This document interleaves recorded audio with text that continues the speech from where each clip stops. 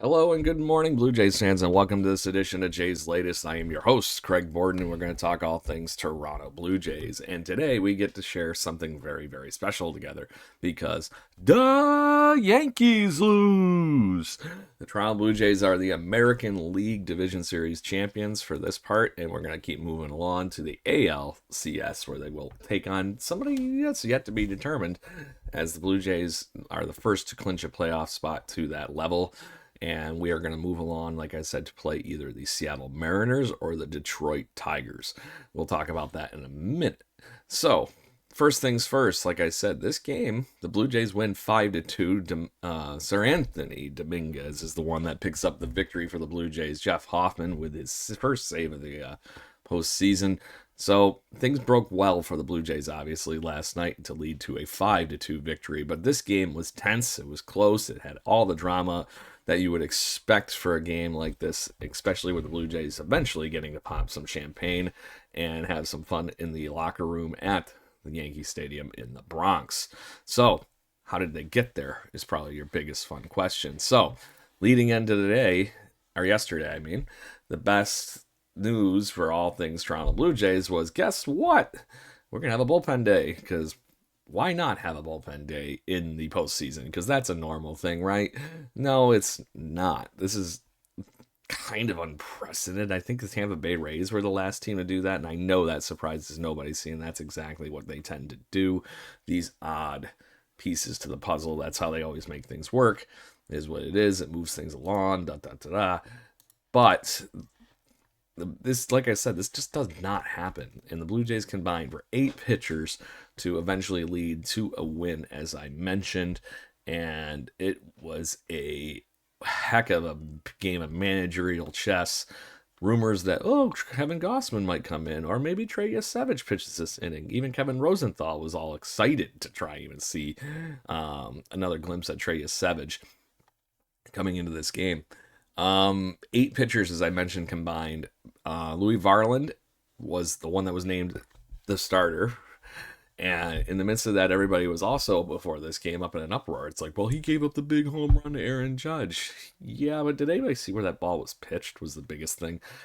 I don't think there's many people in Major League Baseball history that turned that ball around and hit it as far as he did, let alone keep it fair, literally by, one little short wind gust away from being a foul ball the night before. The baseball gods shined upon the Blue Jays bullpen in hitting yesterday. It's that plain and simple. And the Blue Jays come out on top. Louis Varland, as I mentioned, completely flips that script around. In his redemption song here, he goes for 4 outs, strikes out 2, allowing just 1 hit. And then Mason Fluharty comes in right after that, picks up 3 outs. So he's going to notice a trend here as far as the picking up 3 outs thing. Fluharty strikes out all 3 batters he faced. Well, 3 of the 4 batters he faced. He was the one that gave up the home run to Ryan McMahon, but at the end of the day, still pitched really well around that one pitch. Anyways, that home run by Ryan McMahon actually tied the game up at that point, but we'll talk more about the offense in here in just a minute. So Seranthony Dominguez is the one that comes in after that and eventually picks up the win with his 5 outs. It was perfect, except for, he walked 1 batter. Then Eric Lauer, who I was surprised didn't get more innings out of this whole thing. But I'm not going to complain one way or the other, as all the pieces, like I said, fell into place. Eric Lauer pitches 5 outs as well, 2 strikeouts, 1 walk. Everybody kind of got like a walk in, just to make it tense. Yariel Rodriguez picks up that last out to get Eric Lauer out of that inning. After, of course, dancing on drama, because in his 2 batters, he walked 1. Noticing a trend?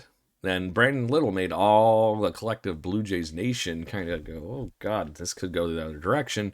And he finally gets out of it. He squeaked out of it, but there were 2 base runners on, and it did not feel comfortable at all.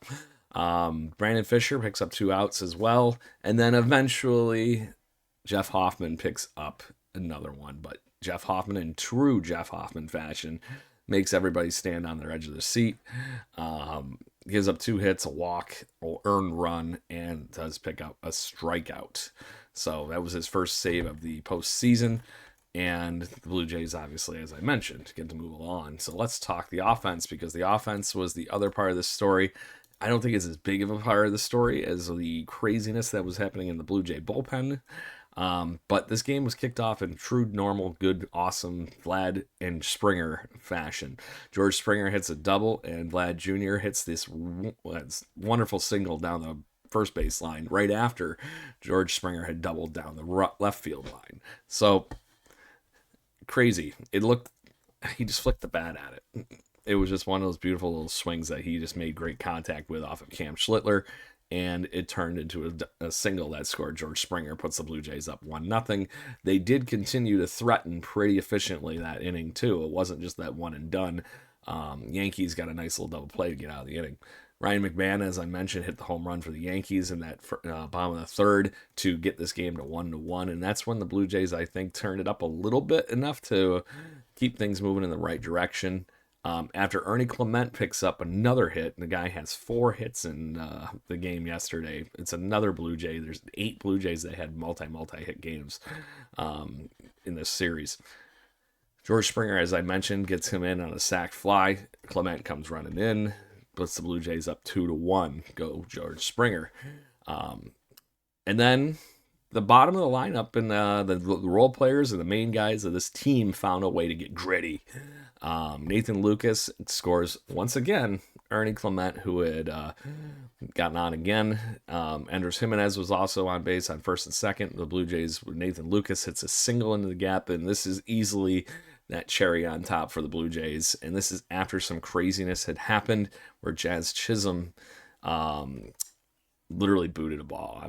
For somebody that's one of the better second basemen in baseball, this was a play he probably makes 99% of the time, and it opened the door for the Blue Jays to take complete advantage of it, and Nathan Lucas was the victor in that situation, scoring 2 on a single, puts the Blue Jays up 4-1. Then it just kind of was like to put the cherry on top of it. Miles Straw in the next inning. Alejandro Kirk had doubled, and he casually walked into second. Moved over to third on a sacrifice, and then Miles Straw just hits the typical Miles Straw little bloop single over the pulled-in infield, puts the Blue Jays up 5-1.